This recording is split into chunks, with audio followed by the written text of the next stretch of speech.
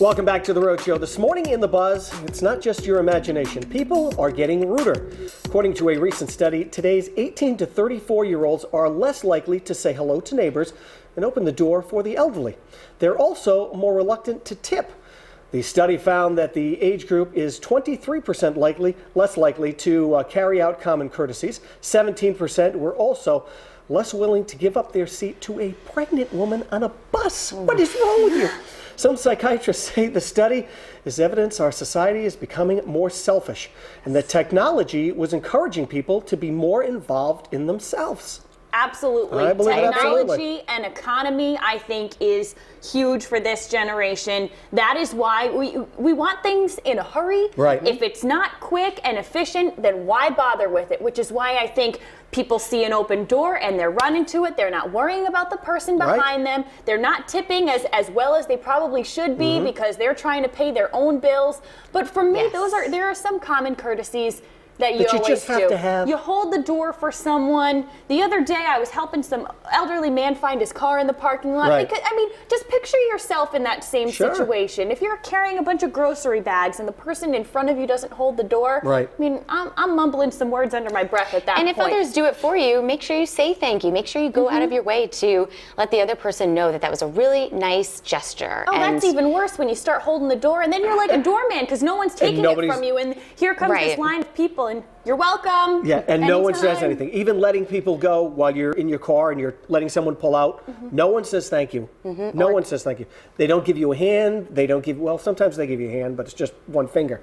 And that's it. And they let you go through. But that's it. Can I tell you that we had neighbors where we used to live and we had a yard sale and these kids that lived down the street would never just wave, you know, when you're just driving by or they're in the car too with their parents. They would never just wave. And my mom was like, look, you can have this TV for free if you just wave. just trying to even teach a little something. Because I think sometimes maybe not necessarily all parents instill those values into the kids. And I think that that's really important. I think it's the Jersey Shore mentality. I really do. It's the Jersey Shore mentality. It's always me, me, me. They're always out for partying and having fun, which, you know, not to sound like grandpa or anything, because that's not the case. But you got to have some common courtesy for everybody else who's around you. And thank you and being polite doesn't cost anything. It's easy to do, and if someone lets you pull out, say thank you. It's simple to do. Even when it comes to tipping, I mean, if you go to a restaurant, I tend to tip maybe a bit more. I've been a waitress before, and that's what you rely on. I mean, I don't think people realize that this is how they make their money, especially if they do a good job. I will let them know that. But even if they don't, I'm still going to tip you. I'm still, you know, like the minimum 20%. You're tipping on their service. Like, thank you so much for just making my night that much better. And I think it's important to know that that's service. That's them, you know, making your night better. Right. And we mentioned technology was part of it. Try to go to a big city, you know, go to any place, sitting on a bus, no one's looking up anymore. No one is acknowledging the person sitting next to them, sitting across from them anymore. Everyone's looking down, clicking away, texting. I think that's why no one's offering up their seat because they don't see the pregnant woman or the elderly woman standing next to them. It's almost like a domino effect. You know, maybe they're not necessarily not giving up the seat on purpose. I think you're right. They don't see other people. They don't see whatever's not right there in their hands. They're so focused about what's on the screen, you know, texting away. Exactly. Doing whatever it is that they're doing. But that domino effect can work in reverse too. You know, one good deed will definitely lead to another. So maybe if you see someone be a little courteous today, or at least keep that in mind, you know, let that person go in front of you when they're switching lanes. We're all such good deed doers. We're going to try to be at least. We're going to try to be. Definitely.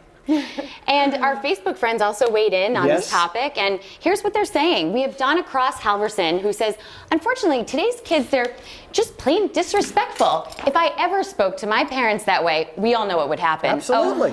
I just would never. And they think that they rule the world. Right. Okay. Amy Levasque-Macedo makes an interesting point. I think parents have gotten a lot more lax, sort of kind of what I was saying. Yep. Yeah. I wouldn't put all the blame on the kids.